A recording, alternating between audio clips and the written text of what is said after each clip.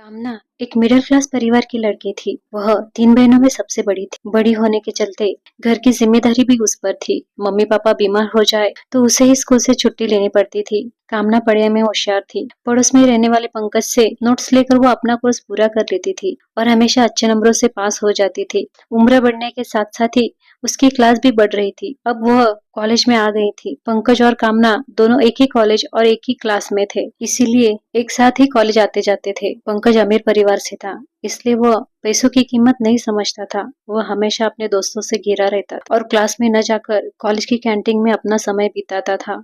कामना हमेशा पंकज को यही समझाती, तुम समय और पैसों की कीमत समझो। अच्छे समय में सब साथ देते हैं, लेकिन बुरे समय जो साथ दे वही सच्चा साथी है। तुम अपने दोस्तों पर पैसा खर्च करना बंद कर दो तो तुम्हारे पास जो दोस्तों की भीड़ है वह चुटकी में गायब हो जाएगी। लेकिन पंकज कामना की बातों को हवा में उड़ा देता था। पंकज के घर वाले कामना को बहुत प्यार करते थे। वे जानते थे कामना ही वो लड़की है जो उनके इकलौते बेटे की जिंदगी में बाहर ला सकती है। दरअसल पंकज अपनी दादी के लाड दुलार से बिगड़ गया था। स्कूल में तक वो ठीक ठाक नंबरों से पास हो जाता था। कामना भी पढ़ाई में उसकी मदद कर देती थी, लेकिन कॉलेज में आकर तो उसके रंग ढंग ही बदल गए थे। दादी तो उसे जेब खर्चे के पैसे देती ही थी, वह अपने पापा से भी कई बहानों से पैसे मांग लेता था। इस तरह पूरा साल बीत गया। जब इम्तिहान नजदीक आए तो पंकज को पढ़ाई याद आई, लेकिन तब तक बहुत देर हो चुकी थी। उसने कामना से कहा, यार पढ़ाई में मेरी मदद कर दे। कामना ने अपने सारे नोट्स पंकज को पढ़ने को दे दिए, लेकिन उसे तो कुछ समझ ही नहीं आ रहा था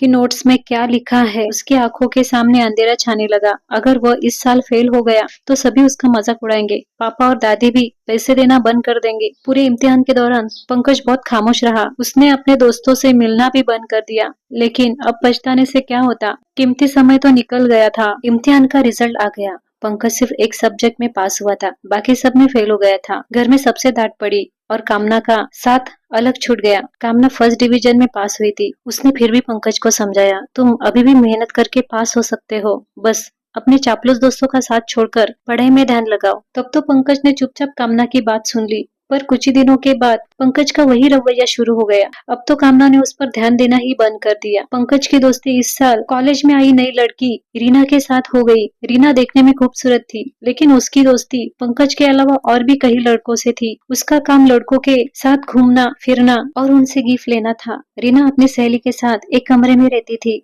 उसके चाचा चाची ने उसे पाला था। चाचा जी समय से पैसे भेज देते थे, बाकी समय वे रीना के बारे में कोई खोज खबर नहीं लेते थे। इसी बात का फायदा रीना उठाती थी। कामना ने रीना से कहा, रीना तुम पंकज से मिलने एक बार भी नहीं गई। कॉलेज में तो दिन भर उसके साथ रहती थी, एक बार उससे मिलने चली जाओ, वो तुम्हारा इंतजार कर रहा है। वैसे तो कामना को मालूम था कि रीना पंकज से मिलने नहीं जाएगी, पर पंकज की खुशी की खातिर ही उसने रीना से ये बात कही। कामना की बात सुनकर रीना ने हंसते हुए कहा, कौन पंकज? मैं किसी पंकज को नहीं जानती। अब वह मेरे किसी काम का नहीं है और मैं बिना काम की चीजों को फेंक देती हूँ। तब कामना ने कहा, पंकज कोई चीज नहीं है, वो तुम्हारा प्यार है। रीना बोली, कौन सा प्यार? मैंने कभी उससे प्यार किया ही नहीं। बस मतलब निकालना था, मतलब खत्म, दोस्ती खत्म। इतना कहकर वो उस लड़के के साथ कार में बैठकर चली गई। कामना कुछ देर तक वही खड़ी रही, फिर क्लास में जाकर अपने घर आ गई और मम्मी को सारी बातें बता दी। शाम को कामना अपनी मम्मी के साथ पंकज से मिलने गई और रीना ने जो कहा था उसकी पूरी रिकॉर्डिंग पंकज की मम्मी को सुनाई। पंकज की मम्मी ने कहा, मुझे तो पहले से ही मालूम था कि रीना ठीक लड़की नहीं है, लेकिन पंकज को ये बात समझ नहीं आ रही थी। खैर, जो होता है अच्छे के लिए होता है। थोड़े दिनों में पंकज काफी हद तक ठीक हो गया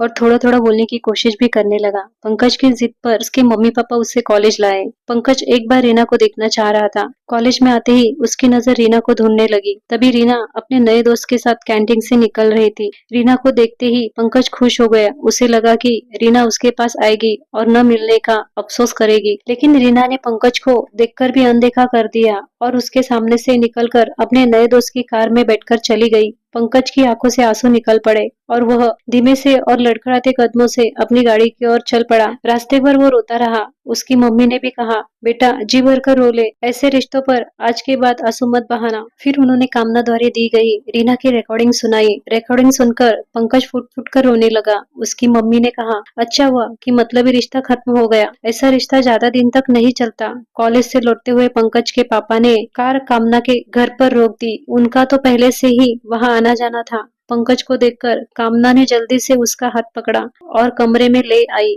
पुरानी बातों का दौर शुरू हुआ था तो समय का पता ही नहीं चला। दोपहर को सबने साथ ही खाना खाया। पंकज अब धीरे धीरे ठीक हो रहा था। उसने फिर से कॉलेज जाना शुरू कर दिया। लेकिन इस पंकज में और पहले के पंकज में जमीन आसमान का फर्क था। अब पंकज बहुत चुपचाप सा रहने लगा था। उसके चापलूस दोस्त सब दूर हो गए थे क्योंकि पंकज घर से कॉलेज और कॉलेज से सीधा घर जाता था। कभी कभार कामना के घर चला जाता था। इसी तरह दिन निकल रहे थे। इस बार पंकज अच्छे नंबरों से पास हुआ था और इसका क्रेडिट उसने कामना को दिया और अपने मम्मी पापा से कहा, अगर कामना नहीं होती तो मैं डिप्रेशन में चला जाता। पंकज की मम्मी बोली, जब तुम्हें मालूम है कि कामना ही तुम्हारी सबसे अच्छी दोस्त है तो क्यों मतलबी लोगों को अपना दोस्त बनाते हो। तब पंकज के पापा ने कहा, क्यों न पंकज के इस दोस्त को हमेशा के लिए घर ले आए। मम्मी ने पंकज को देखा तो पंकज ने अनमने मन से कहा, जैसे आपकी इच्छा। पापा ने कहा, ठीक है, तेरी इच्छा नहीं है तो रहने दे, हम कामना की शादी कहीं और कर देते हैं। ये सुनकर पंकज बोला, नहीं पापा, अपनी बचपन की दोस्त को तो मैं किसी और का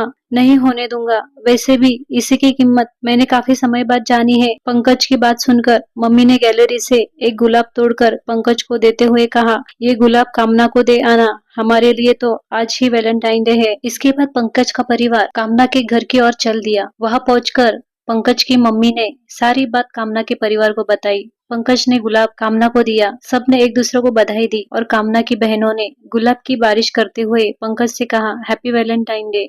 दोस्तों, कहानी की हैप्पी एंडिंग आपको कैसी लगी हमें अपनी राय कमेंट में जरूर लिखें। वीडियो को लाइक और शेयर करें। कहानी के एंड तक बने रहने के लिए दिल से थैंक्स फॉर वॉचिंग।